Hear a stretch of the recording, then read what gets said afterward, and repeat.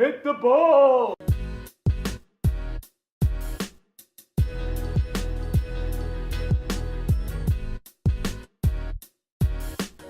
Hey guys, David Folk here. On this channel we do instructional videos and golf club reviews. So if you're new here, consider subscribing. All right guys, we're out here at Lakeview Golf Course, hole number 2. We're gonna be hitting this off the tee box. I'm gonna be trying to play this hole out. It's about 400 yards from the white tees right here. So I figure that's gonna be pretty close for the i500. Assuming I hit at 190, I'll try to cut the corner a little bit. It is a dog leg to my left. So I'll try to cut the corner a little bit and then be able to have another 190 shot in here for the i500 to see how it performs on this hole. And of course, while we're out here, we're gonna be talking about some geek speak, talking about some of the technologies that are in this. So let's get started. Looking down here at the ball at the i500, it looks very similar to the i210 in terms of blade length, in terms of squattiness here. There's not a whole lot of help down there in terms of the sole width as well as the offset. It has its classic ping notch right here as well, and it has their technology of their hollow body here that we're going to talk about in just a little bit. But let me see here. Like I said, it's a dog leg to the left. I'm going to try and cut that corner right over that blue spruce out there. See how I can work that here.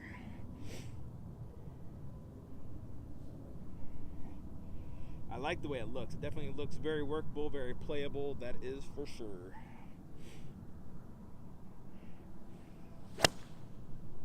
Got that just a little chunky. It is kind of where I was aiming for, but that's going to be a little longer than 200. So I caught that a little toe. A little chunky. Let's go up, take a look, see where it ended up. Like I said, guys, I did catch that a little chunky. I do have a little wind hurting me as well. I'm going to try and hit a nice little fade around this blue spruce, cut the corner a little bit, see how it ends up, maybe work with the wind a little bit. Maybe I'll just hit it straight, let the wind take it just slightly here. I am 200 out, but again, I'm cutting the corner, so hopefully it'll all work out for me here.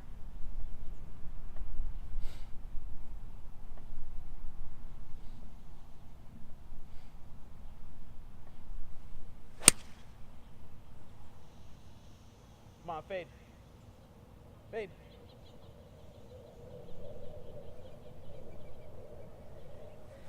Caught that one just a little bit more on the toe. The strike wasn't great. I think I ended up just in front of the green, about 10 yards or so.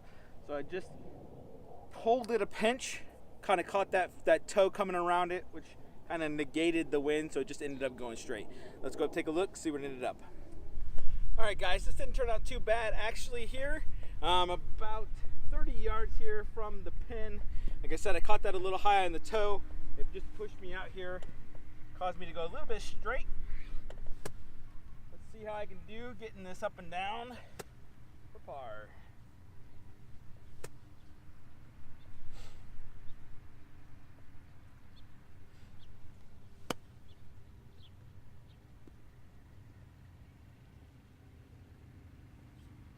That's not great, but let's see how I can make a putt.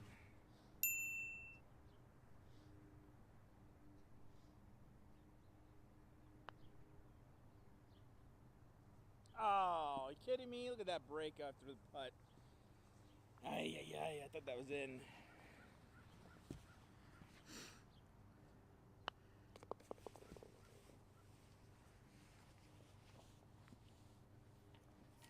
Let's move on to the next. All right, guys, we're out here at hole number 3. We're gonna give the i500 another hit. The green up here is a little small, so I gotta try and thread this needle, put it on the front of the green. Hopefully it checks up, sticks into the middle of the green. Let's see how she does here.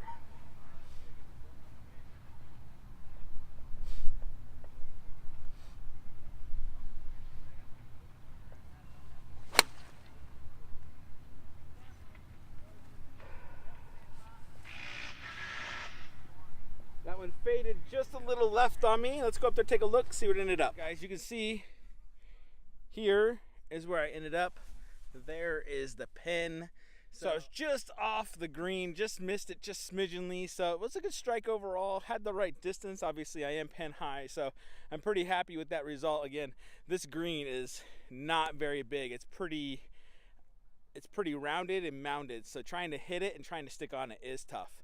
Let's hop over here, hole number 4. It's gonna be a par 3, so we're just gonna give it a try real quick, and then we'll do the rough test. But first, let's go take a look at some dry ball data. All right, guys, let's take a look at the dry ball data I collected for the i500. As you can see here, going through the ball data, I had an average of 121 miles an hour of ball speed, a launch angle of 17.3, a spin rate of 5680, a side spin of 944, and a side degree of 2.8 in the negative, which means I put it out there a little bit left for me and then just drew it around nicely into the fairway at my target.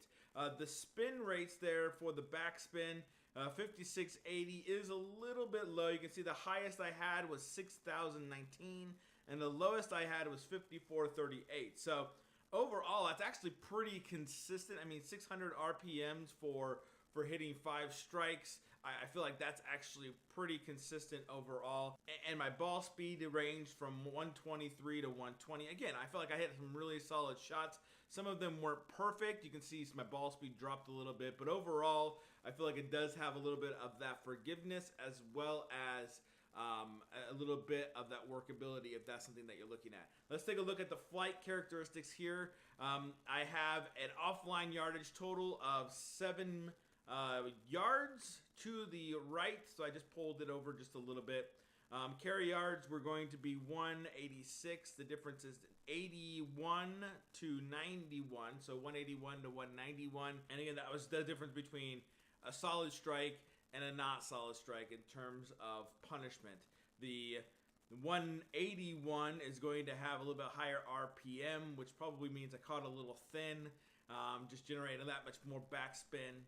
And the 191 is going to have 55, which just means that I probably caught a flush. And that's probably the number that I would imagine I'd get, right around that 5,600 for a solid strike. Look at the descent angle at 42 degrees. That's not too bad. It means it's coming down at a decent angle so that I can be able to get a ball to stop. It's probably going to be a stop and hop. And my peak height is going to be 30 yards in the air, which is pretty typical for my 7-iron. Finally, we get to the club head data, and we can see here I'm looking at 90 miles an hour, which is right around my average. I average, in between 92 and 89, depending upon how I'm swinging that day. 90 miles an hour is pretty good, and my PTI score is 1.34, which just means I didn't strike it super great most of the time. I'd like to have that number up just a pinch, maybe 1.35 or 1.36. It's just consistency and strike with my new swing, and that's really what it boils down to. So as we look at these numbers in total, this is definitely a gameable club. I feel like it's one that doesn't stand out in terms of forgiveness or workability, but it's gonna be a great option, kind of like what these guys are using it for on the tour. Maybe it's a great blended iron. So if you're looking at doing some I-210s or some ping I blades and you're looking for a little help, maybe in that 3-4-5 or 4-5 range, this might be a great club to help you with trying to get the ball up in the air a little bit, offer you a little bit more forgiveness than, let's say, the I blades or the I-210s. As well as get you maybe just that smidgen more ball speed to get a little bit more carry. So I think that these are going to be some great clubs in terms of that. Whole set wise, I mean, they're going to be solid, middle of the road. I wasn't wowed by them, but they're not something that is going to be, terrible and would not recommend. So overall, these are great irons, and I really see this really blending into those players' iron set that you really want to use the ball and work the ball, flight the ball. These are workable a little bit, but they do have some forgiveness too. So let's jump back to the review and then wrap up. All right, guys, let's take a look here at the Ping i210 in terms of the technology in it. Obviously, it has their Ping hollow body technology that's in there. It's going to help with the face flexing, give a little bit more spring-like effect off of it, trying to help you gain a couple yards. With the dry ball data that you guys saw, it is spinning just a little less than my typical 7-iron would be, but it looks very classic Ping I blade-ish, Ping i210 in terms of the way it looks down there. It's minimal offset, maybe next to no offset depending on what you look at. The top line is nice and thin. The sole is a little chunkier than probably the I blade is, but it's close to the i210. So Let's give this a hit on hole number 4, the par 3, and then we'll see how it performs. We'll put a ball down here. This is about 185 or so with the pin up front. I'm gonna try and swing pretty typical. Hopefully I can catch it solid, not off the toe. Again, looking down on it, looks really nice. Definitely gameable, that's for sure.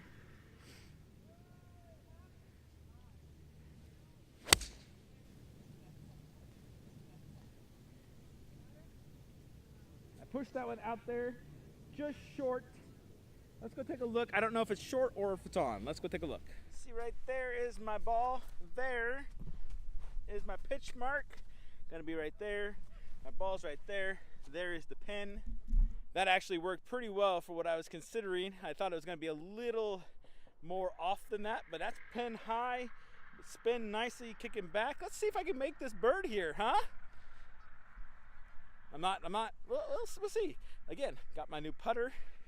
It's not a Futura Phantom though. It is a Futura X7M, as we can see right here. Let's go ahead and see how it does.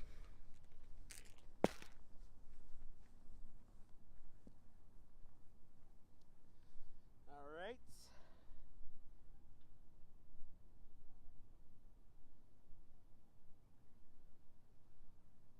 I think this is gonna break just slightly to my left here. I don't know what it's gonna do. It's gonna hit it at the hole, and hopefully it doesn't break more than a half a cup either way.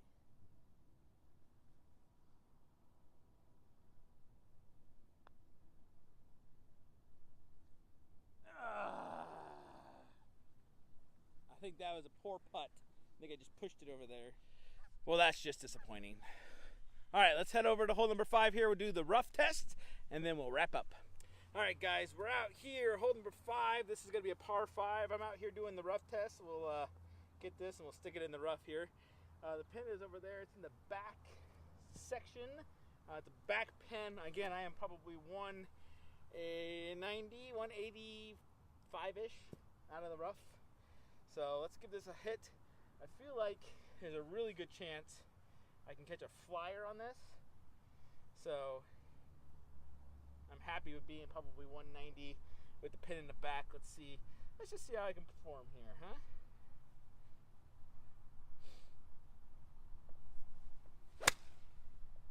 That came out really good. That is just smidgenly left of it. I think that's short. I might have caught that just a couple of grooves high here. I'm not quite sure. I felt like it came out well. Maybe I got a little bit down into it, but it took a nice smooth trajectory. Let's get up there, take a look, see where it ended up. Here is where I ended up.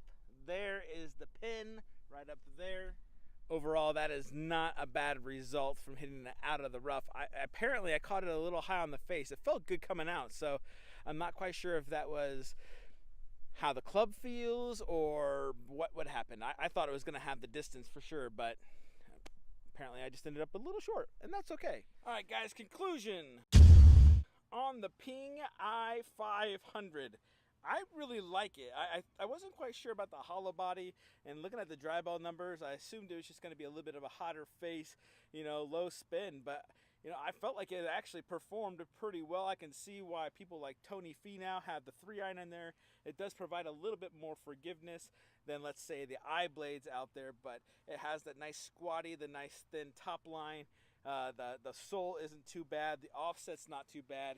I am playing the KBS Tour 120 stiff shaft in there, and I like it. It felt really good. It felt solid.